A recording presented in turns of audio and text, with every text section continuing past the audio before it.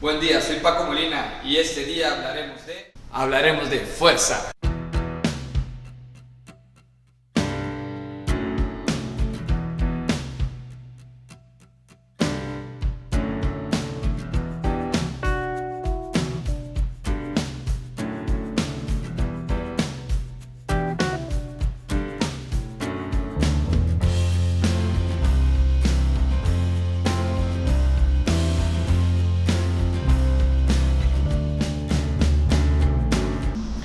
¿Qué es la fuerza?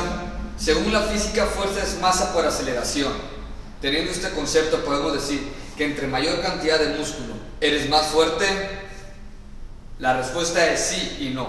¿Por qué? Porque el músculo es la fuente primaria para generar fuerza. ¿Por qué? Porque el músculo está hecho de varias fibras musculares que son las que nos permiten las contracciones, que lo explicaremos esto en otro video. Pero ¿cómo se mueve el músculo? ¿Por qué se mueve el músculo? En grandes rasgos diremos que es debido a las neuronas motoras.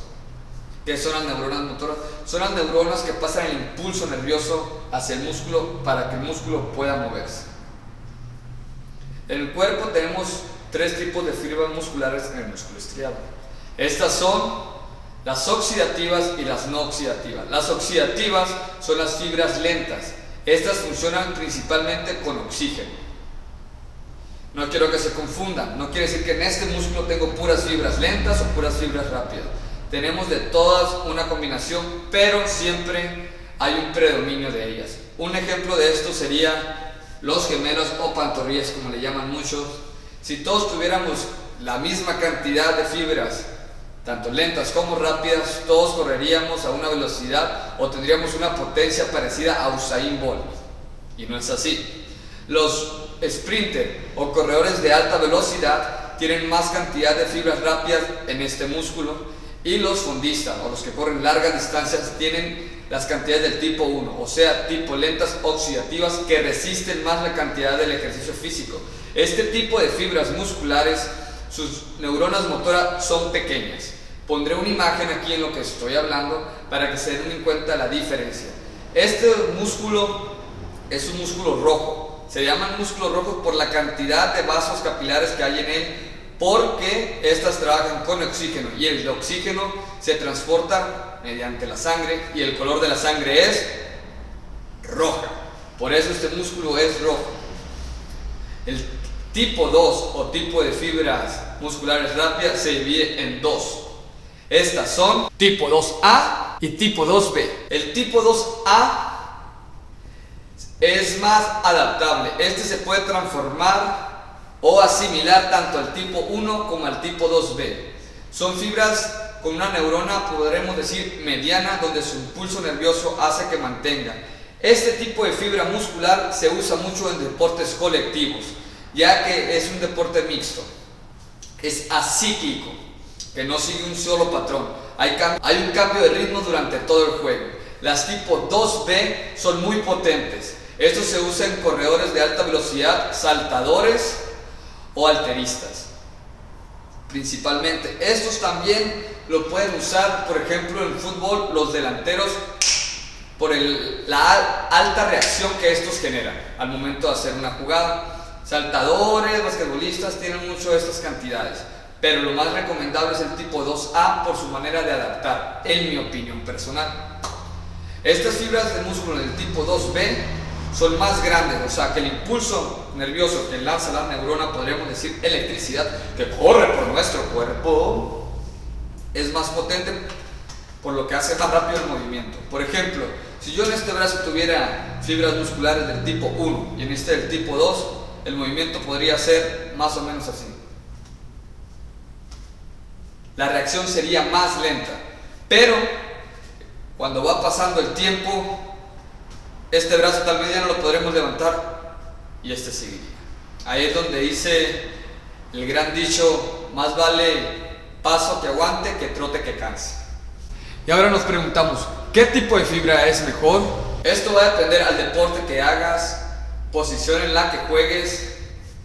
No hay un tipo mejor ni un tipo peor. Todo depende de la cuestión y al momento que te encuentres.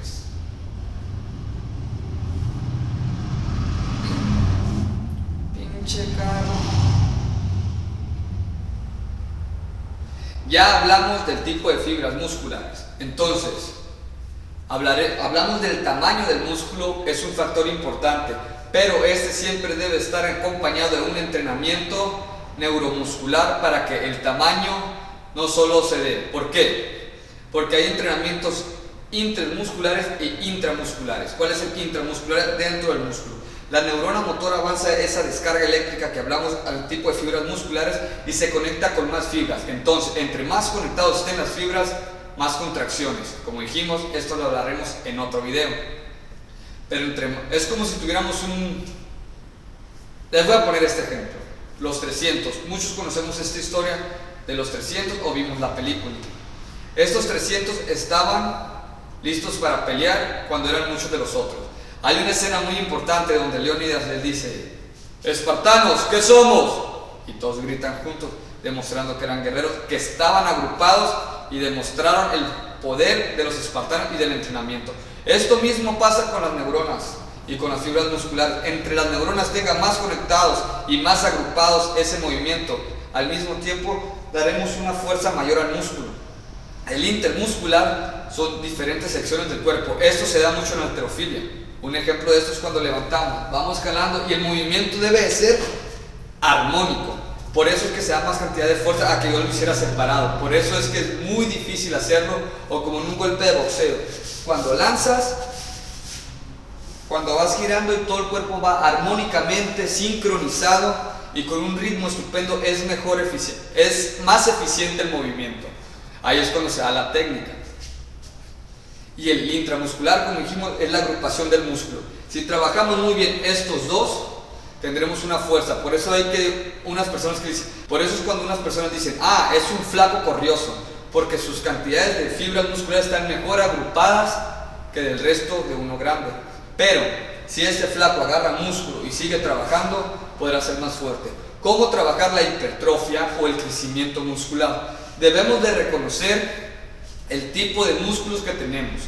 Por ejemplo, si yo en mis pantorrillas tengo una cantidad de fibras rápidas mayor a las fibras lentas, ¿qué debo de trabajar más? Las fibras rápidas, y que se trabajan diferentes dependiendo del tipo de fibras que son. Serán el número de repeticiones, el número de series y el descanso que se da en ellas. Sin embargo, no hay que descuidar la otra. Se debe trabajar o dar más énfasis, en mi opinión, a la mayor cantidad que tengas, y en los momentos de descanso, trabajar las otras, cuando se da la descarga.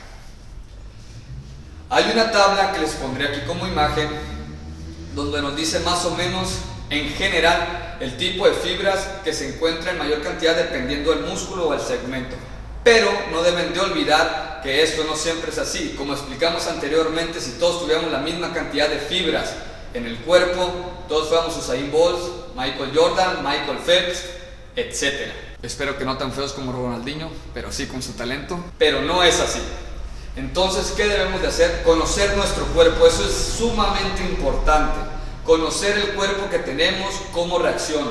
Hay varias formas de determinar qué tipo de fibras musculares tienen, pero creo que la más fácil de hacerlo en el gimnasio es trabajar con un tipo de entrenamiento. Un ejemplo, trabajo para fibras lentas. Al mes sentí un cambio significativo. Bueno, lo voy a cambiar por el tipo de fibras 2A o el tipo de fibra 2B, que hablaremos de los diferentes entrenamientos para cada fibra en el próximo video. Pero si tienen más o menos conocimiento, este es un ejemplo válido, donde podremos trabajar y decir: ¿sabes qué? Al otro mes este entrenamiento no me funcionó tanto como el otro, lo cambiamos a otro y ahí determinamos. Esto lo deben de hacer con cada segmento, con cada músculo: bíceps, tríceps, hombro, pectoral, cuádriceps, femoral, gemelos, etc. Eso nos ayudará a conocer nuestro cuerpo y a entender por qué funciona o por qué no funciona, porque lo que te funciona en el pecho tal vez no te funciona en el bíceps o tríceps, o te funcionan estos, pero en las piernas no. Y esto nos va a ayudar a crecer. Recuerden siempre, la alimentación para mí es de un 80 a un 90% y el resto es del entrenamiento. He escuchado por ahí gente que dice que para que crezca el músculo debe doler, y si te duele debes de trabajar más para ello. En mi opinión es un sí y un no. ¿Por qué? cuando estás entrenando, estás en el momento y estoy aquí dándole y me empieza a doler y descanso, ya no hay un estrés metabólico, y lo que genera el estrés metabólico es que las proteínas se asimilen más rápido en el músculo. ¿Por qué? Porque el músculo lo necesita. Pero una recomendación de mi parte es que si al siguiente día que te toca trabajar otra vez esto, que es más o menos la recuperación entre 48 y 72 horas, dependiendo al tipo de fibra y cómo lo trabajaste, y te sigue doliendo, trata de evitar el entrenamiento y cámbialo por otro.